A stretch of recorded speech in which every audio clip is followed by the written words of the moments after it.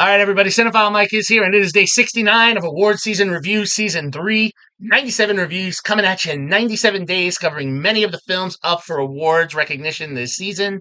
Now, as some of the films I'm talking about may be still in theaters, awaiting a re-release, or awaiting its initial release, all of the information that I am providing to you is current within 7 days of recording and posting and subject to change. This could be critical response, box office information, nominations, predictions, wins. The most important thing is that these reviews, as always, are spoiler-free. Also, make sure you check out my website, cinephilemike.com, where you can find the ever-important, beloved Where Can I Watch It spreadsheet 2024 edition, where you can track the nominations and wins for all of the films I'm talking about here, and the other 100 or so that I'm not going to get to discuss. So, we are in the penultimate day of our 10th theme week, and it is International Week. We have been hopping all over the globe, and every film I've talked about in this set of 7 are non-English language films that are nominated somewhere this season, be it Oscars, BAFTAs, Golden Globes, IVAs, ISAs, or any other acronym or initials you can come up with. Today, we are traveling to Bhutan, and I am talking about Matchframe Productions and Sound Pictures' Agent of Happiness. Directed by Arun, Bhattarai, and Dorottya Zurbó, this film had a small domestic release, but not enough where there's box office information that's been recorded, and a slightly larger international release, where it shows an international and thereby worldwide total take of $58,288. Now, critically, the film only shows a critical response, a high one, of 95% from a total of 19 reviews. Now, award season-wise, the film was submitted to the Academy for Best Documentary, but it did not land on the shortlist, thereby not getting one of the 5 documentary nods. Elsewhere, the film was nominated for 2 International Documentary Association awards. I haven't covered an IDA film in a while. And those were for Best Feature Documentary and Best Cinematography.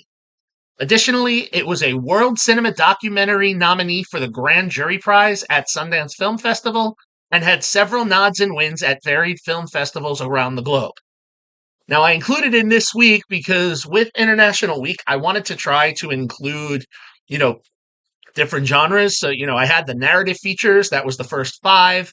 I have 1 documentary today. Tomorrow, I'm going to close out the week with an animated film. So I wanted to make sure I covered, all genres around the globe. So, what is this doc about? Well, it's about that age-old question. Are we ever happy? That is at the forefront of this documentary. In Agent of Happiness, we follow 2 Bhutanese bureaucrats, Amber Kumar Gurung and Guna Raj Koikel, as they travel around the country and interview a variety of individuals to determine their happiness levels. Now, in order to do this, they ask each participant 148 questions that span 9 different categories. And from this, they are able to determine an individual's happiness level. As we progress through the different individuals who are interviewed, we see parts of their happiness indexes projected on the screen. Now, amongst many of the different elements that they are asked about, we see they reference things as basic as the number of TVs they have, tractors on rice mill sets, how many hours are spent on things such as sleep per night or meditation per week, and senses of varied factors, both positive and negative, such as contentment, karma, fear, worry, depression, loneliness.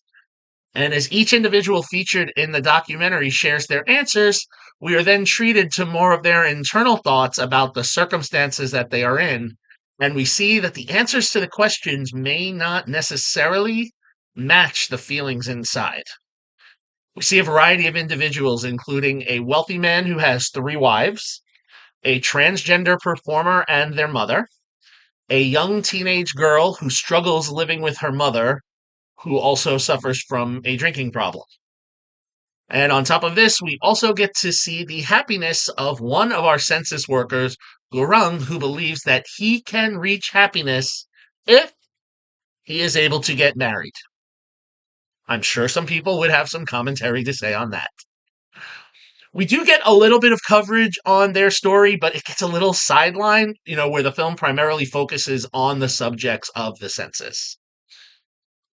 As Bhattarai and Zurbó follow Garang and Kukel from person to person, I have to say, while the content is interesting, we are treated to some absolutely gorgeous cinematography by Bhattarai. These sweeping shots of Bhutan that, I don't know my happiness index, but these images, brought a smile to my face just seeing this gorgeous countryside.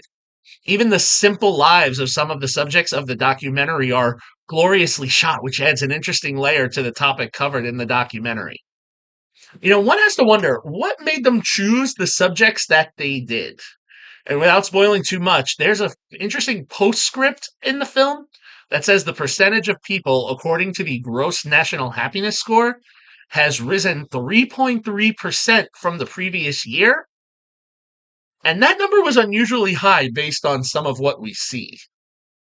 So one has to wonder how high the number needs to be to determine one's happiness. Right? At one point, we hear a voiceover that says, no matter what pain you have to learn to be happy. But how can this be when you have to bear so much pain as some of the subjects seem to have in this documentary? It really raises some interesting philosophical questions. Bhattarai and Zurbó don't provide the answers here, so if you're looking for them, you're not going to get them. But they are going to make you reflect on the topic. The use of spy footage with this, as opposed to more traditional interviews, is a nice touch. And, they shoot a lot of these from a distance, so it really gives us, the viewer, the distance to let things play out as we're shared with a variety of almost like still life shots as we see some of the subjects staring blankly into the camera as their happiness index data is flashed across the screen. All in all, Agent of Happiness is a real self-reflective piece of art that lands its message and makes one hopeful for what will come. You may ask yourself, on a scale of 1 to 10, how happy are you? For me, well, my number, I feel, changes day to day. I don't have the 148 questions, so I can't give my exact number. But on my rating score of 1 to 5 for the film, Agent of Happiness gets a 4-star review from me. Now, if you would like to see this one, you're going to have to wait a bit, unfortunately. I was fortunate enough to see a screening of this with the rest of the IDA nominees, as I'm a member of the Documentary Association. I am not a paid consultant for them, but I will say they really get a lot of the great documentaries. So if you're interested in that, you can head to documentary.org to find out how to join and become a member.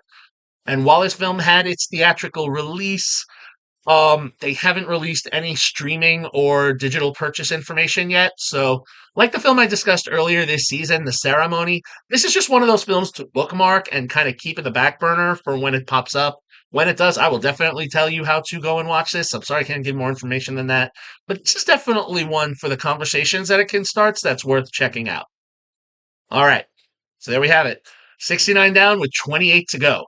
Tomorrow with day 70, we will wrap our 10th theme week. We wrap International Week. And then, for a little bit of levity, we get into the Razzies. I was getting to those. Don't worry. As always, if you like what you heard here, please click that subscribe button, like the video, and spread the word. You can follow me, Cinephile Mike, on all social media platforms and on Letterboxd. And again, find lots of great information and award season content on my website. All right, everybody, until tomorrow, this is Cinephile Mike saying take a break and watch something new.